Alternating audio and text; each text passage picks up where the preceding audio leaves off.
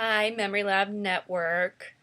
As promised, I said that I was going to give you guys a little tutorial on Excel, or in this instance, Google Spreadsheets is what I use actually, but you can use Excel as well if you have that. I just prefer Google.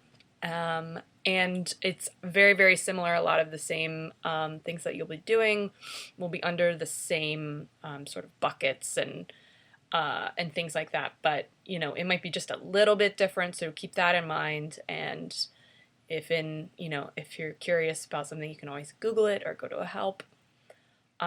So the main thing about this, me telling you guys about this, is because I've noticed, like, with the equipment inventories, it's sort of everybody's a little bit different, which is fine and very good, because you all are very different and unique.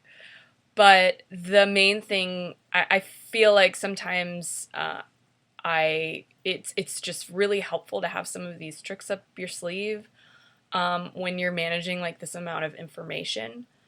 And I just want to make sure that you guys have access to it, and just to help make your lives just a little bit easier. And there are things about that I use like daily in Google Spreadsheets that I think I take for granted now that I used to not know it. So let me just kind of walk you through how I prefer my Google Spreadsheets, or any spreadsheet, to look, and not just because I'm a control freak, but because, and then I'll show you why I like things to look a certain way. There is a method to my madness. So here I'm using New Ulm as an example because they just have a lot of donations, a lot of things that they're buying, a lot of things that they've bought already, but then some things that they haven't. So you'll see how that'll play in. So this is looks very familiar for all of you, I'm sure. And I'll just kind of scroll through a little bit. And so one of the first things I want to let you guys notice is that at the top here I have frozen the, basically the top like titles of each of the columns. And I like to bold those as well and freeze them. And where you can freeze them is if you go to View, and once again, this is Google Spreadsheets. View, you select either the row or the column. So here's a column, and then this would be the row. And so I want to freeze the row. I select it. I go to freeze, and then I just say one row. Okay, if I said no rows, then see how once I start scrolling, things disappear, those titles disappear. So like I might forget if these all have like money numbers in them, dollar signs and things, I might forget which is that the total, is that the this, is that the that. So that's why I like to freeze that one. You can also freeze two rows. It'll do the one that you have selected and probably the one under it, but I don't want that. So I'm going to say one. And the one I selected is the one that will be frozen. And then also a lot of times I, because I just love these things, I love spreadsheets. I want to keep all this information together. I want to be able to find it later. I want to search it. Sometimes you go out where you have to not just scroll down, but scroll over. And so a lot of times I like to also freeze my first column. So like here where I'm scrolling down, and so I have the top descriptions frozen, but then now I'm also scrolling over, so I can still see like, okay, so I just don't lose my place really. I've done it many times where I'm just like, okay, audio converter USB, I want to go to that link, And then I go and I'm like, cool, oh wait, is that the link to the audio converter? And I want to check myself, but I have to like scroll all the way back. Whereas if you just freeze it, then I'm like, oh, okay, cool. Is that the link? And I just look and I'm like, yes, it is. Yeah, so that is super helpful, having freezing things. And then this is probably one of the things that seems very nitpicky, and honestly it is, so we'll just go with that. I don't like to leave blanks. That's just how I was taught. I don't like to leave blanks, mostly because it just looks unfinished. And like maybe I meant to put something there. I don't know. I like to cross things off, you know. So I like to put either NA for not applicable or TBD for to be determined. So like here, there's a question mark. I would probably put to be determined, like maybe there is a manufacturer for this coaxial cable that we don't quite know or we can't read or something. So we're going to be determined. Also, like, it might not be super applicable, but, I always like to put the manufacturer and model if I have it. So now, look at all these. So it's number needed up here at the top is what this column is holding, the information that it's holding. But these are all donations, so it wasn't like, when I say number needed, it's me telling you guys how many to buy mostly. So a lot of times when we get down there might be like, get 2, get 3. But for donations, that's not, number needed is not applicable. So here I have written NA out, and then I have copied it, okay? And then Command copy, or Command C, and then, this is very handy, I want to fill in NA for all of these, and I hit Shift, and then I just go down. I hold Shift while I scroll down through all these cells that I want to have NA be in. There's just so many, and then I see that I had started putting 1 and things like that down there. So I don't want to cover over that, but all of these empty boxes are the ones that I want the NA to be in. So then I let go of Shift once I've selected them all, and then I Command V for paste, and then you'll see that all of these have an NA in them. So that's super handy. And then, you can do it for 1 cell like that, or 3, or, oopsie doodle, there we go, all these. So see how it's just prettier. So once again, like this isn't as important as some of the things I'll show you, but there is a reason though for me, other than I just think it looks nice. And I wanted to show you that. So if for example, you have like donation over and over and over again, you don't have to type it, over and over again. Now, so that's also another thing that's nice about spreadsheets. So I'm just deleting these, but let's say you didn't know that, and so you started to type out donation.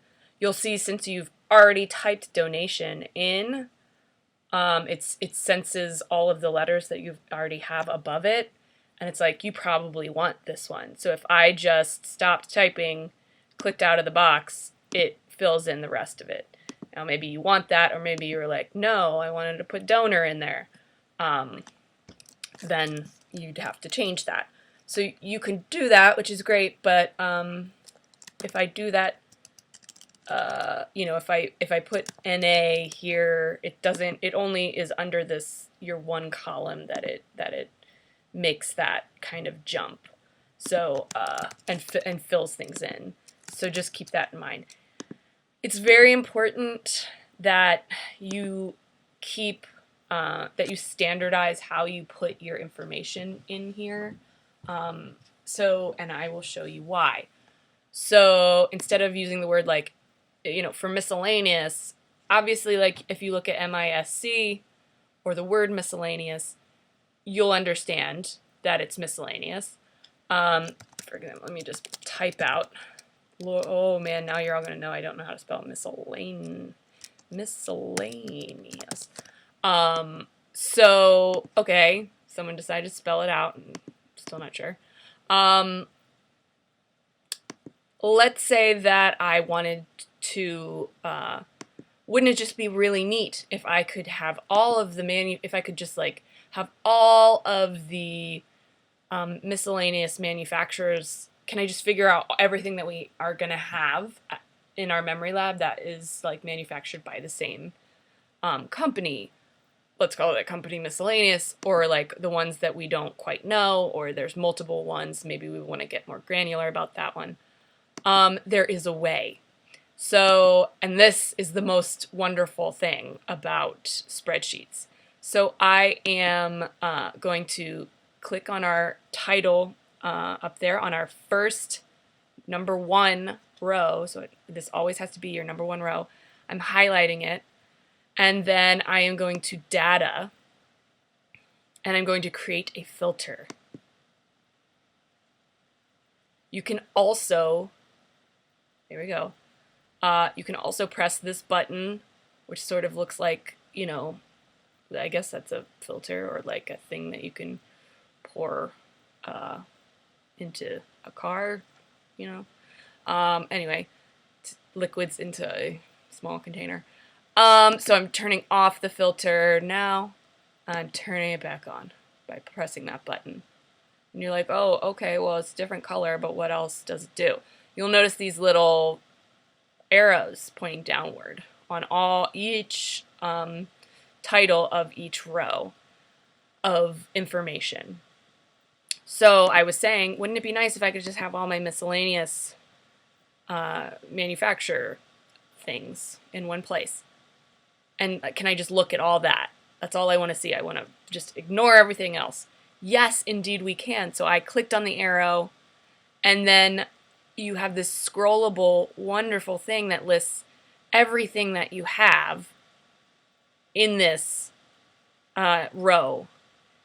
And so it also doesn't double up. So you have you have more than one miscellaneous or MISC, but you only see it once, and it lists these alphabetically. You can also sort things, but we won't necessarily do that with this. I don't recommend that. You also see this word blanks. And so right now, everything is showing, including the blanks, and that means those cells that don't have anything in them. That bother Siobhan a lot. So that's why that's how you would get to your blanks if you wanted to maybe fill them all in with NAs or to be determineds, or zeros if they're a number cell. So you see everything's checked because everything's showing. So if I select all, everything's already selected, but I'm clearing that. So that means nothing is selected. So if I hit OK, nothing would show. All this information would disappear. It's still there, but you're filtering it. So, you know, I want to look up everything miscellaneous. So I start typing it in this search box. Oh my gosh, there they are. But I have two, different ways of saying miscellaneous. What you can do is you can select them both and hit OK, and then you're fine. But it really does start getting confusing when you have, especially if you have multiple people adding things to a huge, long spreadsheet. Then eventually you start getting like 5 different ways of spelling things, or someone using an acronym instead of spelling it out fully. And it just gets really hard to filter it, and it's really messy, and it bothers me.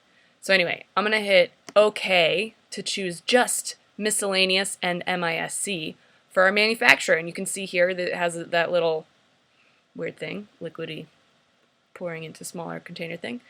And I can search everything. Now I know how many items. Let's say I wanted to do a report like, oh, we have, and then you can just count 1, 2, 3, 4, 5, 6, 7, blah, blah, blah, however many it is. and you can say we have this many miscellaneous that we, items that we need to either figure out more about or something else. What I also like to do if I'm counting things for reports, you can see how it'll skip from, because it's filtering information, it'll go like 15, it's the row of 15, and then it skips to 20 because it's only picking the miscellaneous ones. So you can't just like add things up using the numbers on the side. But if I'm trying to add things up, I filter things, and then at the end, so this is at the very, very end, I've scrolled all the way to the right, I like to add like a count, or I say like for counting. And then I do a 1, and just so that I'm counting each row, so each of these just gets a 1. And I paste the 1 in all of these. And then down here comes one of the other wonderful things about spreadsheets, is you can do math with them very easily. And so these are your best friends, your filter button and then your functions button. And so you want the answer, you want the math and function, it's math. You want the answer, your math answer, to be, you have to select the cell below the last cell that you're going to be adding or subtracting or multiplying or whatever you want to do that function for. So we're below the last number we have. We've selected it. That's where our answer is going to live. We press the arrow next to the function button, and because sum is probably one of the most popular, that is the first one that's at the top. So we want to add everything together. We want a sum for our function. So I hit it, and then this looks very confusing, but it's not. It's basically you need to name what cells you're summing, because they all have their names, sort of like if you're looking at a map, it's M, this cell here would be M, 98 kind of thing. 98 there, and M here. But a really easy way, so you'd have to like write all that in there. It'd be like from M98 through blah, blah, blah. But a nice easy way to do it is by just selecting all of them, holding down and then like scrolling up and selecting all of these, and see how it says, it puts that in there, M and then to M98. And then you hit enter, and there is your answer. So let me just like check it one.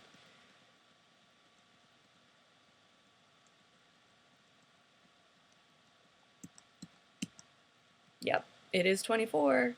And then what I like to do is just delete all these ones because you don't want them hanging out. It will get confusing if you try and do this later and you just leave ones hanging around, so I just deleted those values. If you just leave ones hanging around, then your count can get off because you know how it skips from 15 to 20. If I had some accidental ones in there, it will add those ones into that. So you don't want that because that's not how many miscellaneous you have. So anyway, I don't care anymore about miscellaneous, and actually I'm going to also change this to make sure that it's exactly like the others so that I can filter things really easily. So I no longer care about these things. I am turning off the filter. Wonderful. So now you can see there's no more of those arrows. I mean, there's still these arrows, but not the filter arrows. And then another neat thing that goes back to the function aspect is, and this is really, I know you're going to be like, oh, I don't need to do that. I can just do the math and put it in here. Honestly, just do it and get yourself like, yeah, and just, it's going to be okay. You're gonna like me for this one. So, okay, so I am like selecting this whole column. And actually probably what I need to do is, what I want to do is take the, cost of one item, which is what is in this, the number that is then needed, and then here it will spit out the function, the answer to that. So it's basically multiplying, right? It's saying this times this equals this.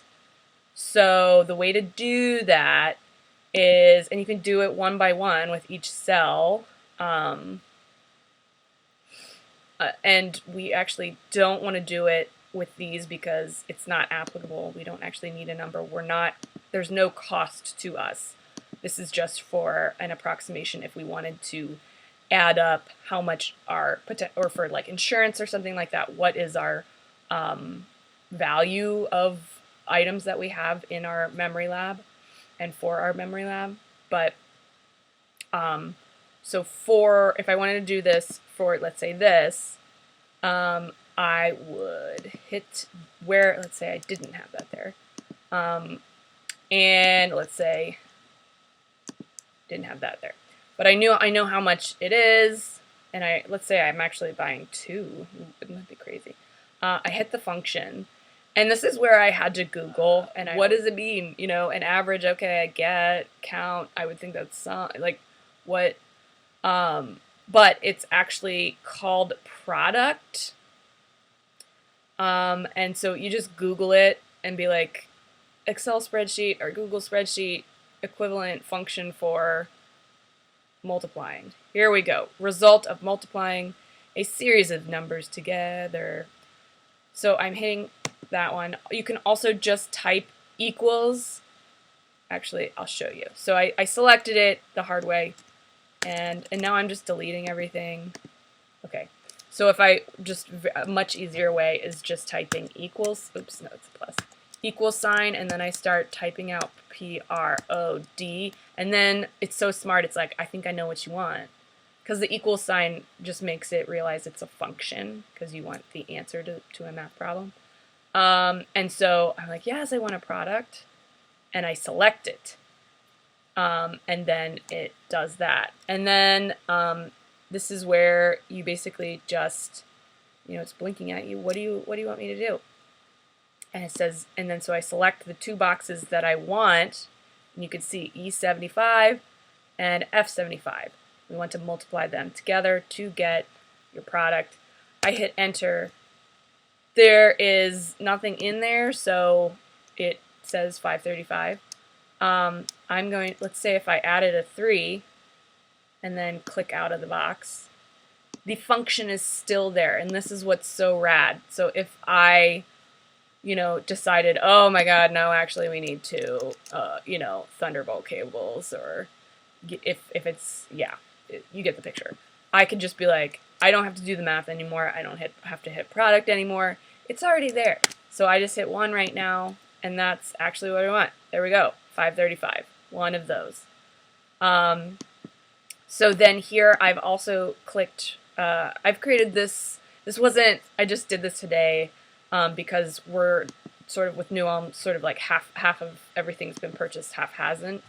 And so I thought it would be neat for them to be able to filter through and say, oops, so I just hit filter, I hit the filter button, and to be like, all right, I want to see or how about,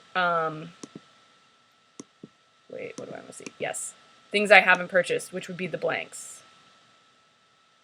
And then you've got your purchase list. It's like, okay, this is what I have to purchase now. So great.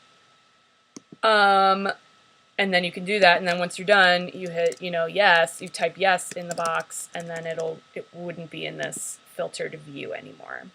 So hopefully that makes sense. Now I'm going to go back and just select all. Or let's say I just wanted to see what I have purchased and feel really great. And there it is. It's like, cool, that's done. And then you can also potentially be like, okay, how much money have I spent? Now I'm gonna, scroll up some. And I'm just gonna highlight those. Yeah, nope. See, here's a great example of how that doesn't work. The function doesn't work when you're filtering with numbers in between the rows that you can't see. So that is not, no, 535 plus, it should be around $600, right? And that's definitely not $600. So it's counting all the rows in between there. So normally what I do is, so I need to copy all of this because, yes, that makes way more sense. So now I go over here to my other sheet, and then yes, so there we go. Now I have done that. So it's copied the numbers and it's copied the functions, but you can see that it goes from row 1 to 2 to 3 to 4, so there's no hidden numbers in there. And I'm going to just sum them together. There we go, 597, 96 has been purchased so far. And then, you know, it's like, maybe I'll just rename this sheet down there for counting or something, math for accounting. Just going to delete these zeros. Those values. Okay, great. So I also always recommend that you have a notes field near the end, and that's where you put things that you're not going to really filter, you know, so you can keep these really clean. Oh, right, and like here's a really great, you can also filter within things, so you're like, how much have I bought for the AV station? You know, I bought this much for the AV station, and then you can see that like we haven't bought anything for the scanner station yet. So that, I really think that'll come in handy later for you guys once you have way more stuff. You'll be like, oh, okay, if you want to just skip really quickly and be like, oh, I know that cable is at the AV station. So it'll just help you like narrow down where, you know, where you bought it, and the link then that you can go buy it again. So that is that. So you can also filter within filters, like I said, things that have been purchased for the AV station. Now I'm going to turn off all the filters again by clicking the button, and now I have access to all of the information. So any of the information that you really feel like you're going to want to search, you know, always keep it, like I said, the same, spelled the same way, a unique identifier, spelled correctly, and then always make it the same standardized way of spelling it, miscellaneous or MISC, whatever you want, whatever's going to make the most sense. And then numbers, always make sure that numbers are only numbers in their row, unless it's an NA, because that's not applicable. And then notes is really where you get to like tell more about what you're, you know, the things that you don't want to forget, reasonings, justifications, things like that. And then, so that is that for your spreadsheet. And then really quickly, so, you know, this is your donation and purchasing spreadsheet. Oh, someone on LinkedIn thumbs up me. And then also, so this is where it's really neat to do the total cost of everything, and that's how it was keeping my life very sane by, you know, every time I'd like enter something in and the price would change, I would just have to change the price here because I have my products function already in there. So I just change the price here, and this price would change automatically, and so would the number at the bottom. So I could be like, oh, are we at or near 5,000 yet? So if I said, you know, oh, can we imagine if it like went down to, so you can see that if I change this to 3,300, this changes here, and then so does this number down here. So that's great, but it's not 3,300, so that's not great. So I'm gonna change it back, and then we'll be back to reality. So those are my main tricks, the filtering and the function, and then in order to make sure that those work, you need to use correct spelling and a standardized way of saying things. You also have to not, I notice people like to visually have like a space if it, like, let's say, you know, oh, here's all the donations, we did that. So now I will put a space and insert, you know, a row above, just so that I know, like, here's where the donations start, or the non-donations start. But unfortunately, that means that, like, you really don't have to do that. And if you try to filter at that point from up here using these descriptors and you know, bucket titles, if you do the filtering, every time it gets to a, you know, as you can see, it's only filtering. It's not filtering what's below that space. It's only filtering this above. So you're not filtering everything. If you really want to see, and then, you know, when you add donations in later, which that does happen there's some at the end, you add donations in later, you just keep adding on the spreadsheet. You don't want your spreadsheet data to have this little bump in there, because then you won't, you know, it might look better to the eye for you and for humans, but for computers, it's not. The computer does not read it the same way as us. So I'm deleting the row. And that's why they create these functions like filtering, in order to, you know, make your life easier. Well, let me try it. Let me turn the filter off and then turn the filter on again. And then we're going to clear, because I only want to look at all my donations, okay? Get rid of all that other stuff. Cool. So this is where, you know, you don't need that break because you have filters. I do use color coding sometimes. I should really just do the whole shebang there.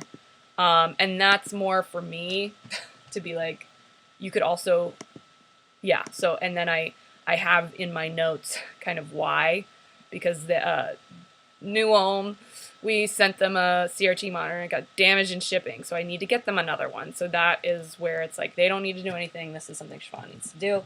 So, so that's why I've highlighted that as an outlier sort of thing. And then once we get one and they receive it, I will unhighlight that and just be like reset.